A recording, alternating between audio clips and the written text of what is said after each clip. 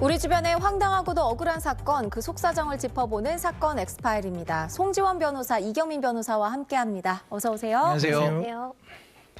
첫 사건, 포장이사 파손 사건입니다. 비용이 좀 비싸더라도 전문 업체라 믿고 맡겼던 이사가 오히려 악몽이 됐다고 합니다.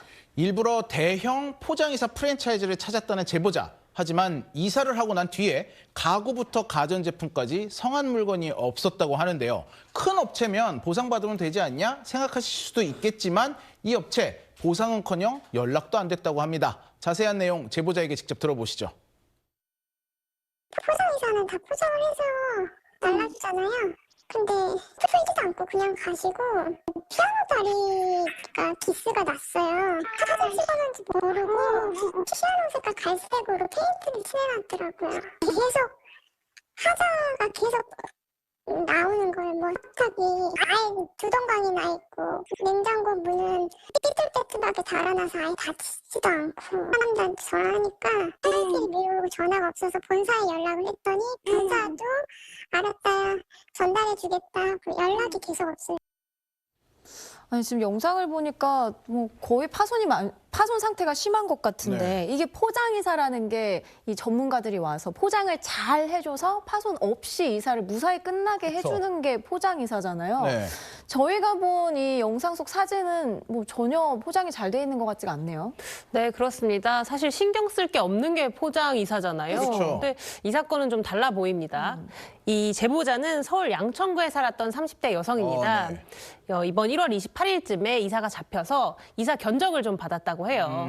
처음에 이사 업체들이 모인 플랫폼에 우리 이사 견적 봐달라라고 글을 올렸고요. 그래서 몇 개 업체들이 좀 왔습니다. 와서 견적을 봤는데 사실 대부분 포장이사 업체들이 견적은 비슷했는데 어떤 업체분이 오셔서 우리는 물품 파손에 대한 보험도 들어놨다. 네. 그래서 만약에 이사하다가 뭐 물품이 파손되면 보험 처리도 해주겠다라는 얘기를 했다고 합니다. 뭐 보험도 좀 믿음직하고 그 업체가 좀 큰 업체기도 해서 이 업체와 계약을 했고요. 네. 그런데 이사 당일 이 계약을 진행했던 견적 봐주시던 분은 오지 않고 외국인 남성 3명 그리고 여성 1분 이렇게 왔다고 합니다. 네.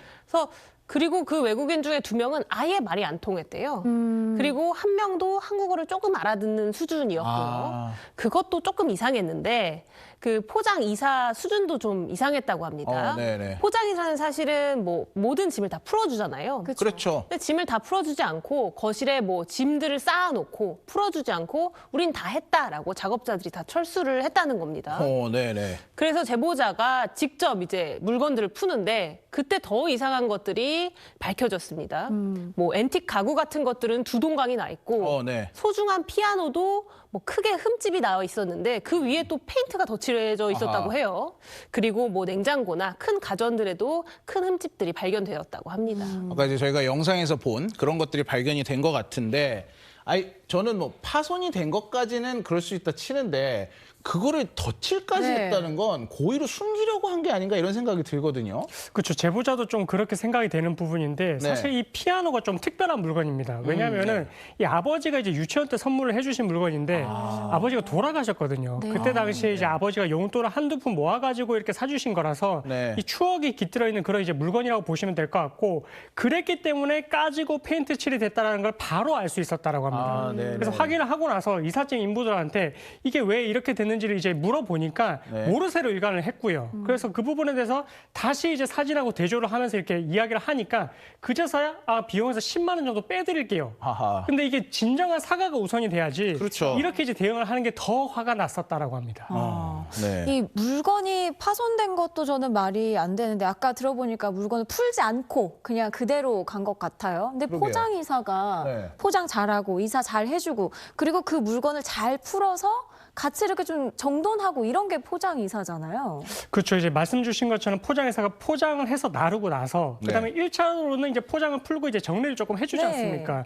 근데 이 사건 같은 경우에는 사실 이제 반 정도만 이제 어떻게 보면 옮겨놓고 반 정도만 이제 풀어놓고 이제 갔다라는 거거든요. 그래서 이 이삿짐 업체가 지금 사실 이제 피해자 구제 신청이 계속 올라오고 있는데 뭐 국회라든지 이런 소비자 보호원에 따르게 되면 사실 이런 부분들이 이제 5, 6년 동안 계속해서 이제 좀 이런 소비자 보호원에서 이렇게 구제 구제 신청이 계속 올라왔고요. 네. 그래서 보니까 가장 이제 이런 클레임이 컸던 게 계약 불이행입니다.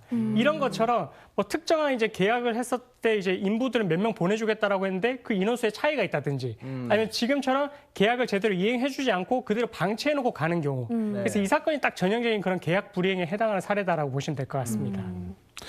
사실 저도 포장이사 많이 해봤는데 이렇게 물건이 손상이 되면 뭐 전화해가지고 보험 처리 받고 이렇게 한단 말이죠. 근데 이번에 지금 그것도 안 됐다는 거잖아요. 사실 제보자는 이 일이 있고 난 뒤에 바로 이제 신고를 하긴 했습니다. 네. 그 우리 포장이사 하는 것들 짐 푸는 것도 일부만 됐다. 그리고 가구 파손됐다. 이런 것들을 다 정리를 해서 작업자한테 직접 전달을 했고요. 이 작업자가 그럼 우리 팀장님한테 말씀을 드리겠다라고 했는데 작업자한테도 팀장님한테도 연락이 오지 않는 겁니다. 그래서 이 업체가 큰 업체여서 이 지점에 바로 연락을 했대요. 이런 일이 있었다라고 하니까 지점도 뭐 확인해 보겠다라고 하고 한 달 동안 연락이 되지 않는 상태여서 본사에 또 연락을 했다고 합니다. 네. 본사도 있는 큰 회사였어요. 그러니까요. 본사 고객센터에도 연락을 했는데 해결되지 않고 뭐 유야무야 넘어가고 있었다고 합니다. 당시 피해자는 본사 측과 통화 이후 카톡으로도 피해 관련 문의를 남겼었는데요. 바로 이 내용입니다. 자, 당시 절반 이상의 짐을 그대로 두고 갔다는 내용을 피해 사진과 함께 2월 6일에 전달을 했거든요. 자, 그런데 2월 12일까지 연락이 없다가 피해자가 다시 본사로 문의를 하니까 전혀 이 사실을 알고 있지 못했다는 듯이 오늘까지 회신이 없었던 건가요? 라고 오히려 피해자에게 되묻기까지 했습니다. 네, 지금 보신 이 모든 대응들 대형업체라고 하기에 정말 너무나 무책임한 태도인데 이게 해결이 됐습니다. 됐나요? 어떻게 해결이 됐냐면 이번에도 그 취재 마법이 통했습니다. 들어보시죠. 솔직히 말씀드리면요, 방송국에 대해서 드린 면도 있어요. 사적으로 저희가 좀 잘못을 한 거는 같아요. 적극적으로 좀 대처를 하지 않은 면이 좀 있는 것 같아요. 방송국에서 한다고 하시니까 빨리 먼저 좀 처리를 해야 되겠다는 생각이 들어가지고 일단 바로 보내드린다고 했어요. 너무나 솔직해서 좀 당황스러울 정도예요. 자, 방송국에서 연락 와서 우리 해드리는 거다라고 말을 했습니다. 근데 뭐 이번에는 취재가 시작되니까 보상을 받으셨지만 이런 케이스들 진짜 많거든요. 근데 이럴 때마다 방송국을 매번 찾을 수가 없는 건데 어떻게 해결이 안 될까요? 그렇죠. 사실 어쩔 수 없이 결국 이제 법대로 가게 된다면은 결국 이제 이전에 이사를 하기 전에 그 상태를 좀 찍어 놓으셔야 될 것 같고 계약을 할 때 특약 사항으로서 뭔가 이제 내가 진짜 소중한 물건이면 이 물건의 이런 상태를 원형을 유지를 해달라 이런 내용도 좀 특약으로 기재를 해두는 게 좀 필요할 것 같습니다. 네. 그리고 플랫폼 차원에서는 이런 업체에 대해서는 좀 블랙 업체로서 등록을 해서 앞으로 이렇게 영업을 하는 데 있어서도 조금 장애를 가해야 되지 않을까 이렇게 좀 개인적으로 생각해 봅니다. 네. 오늘 사건은 정말 누구나 한 번쯤은 겪어봤을 법한 일이라 더욱 눈길이 갔던 것 같습니다. 네, 실제로 이 통계를 보니까 이사를 해본 사람 중에 35%, 한 3분의 1이 이런 일을 겪었다고 합니다. 이사 비용은 매년 늘어나는데 서비스 질은 더 떨어지는 게 아닌가 걱정됩니다.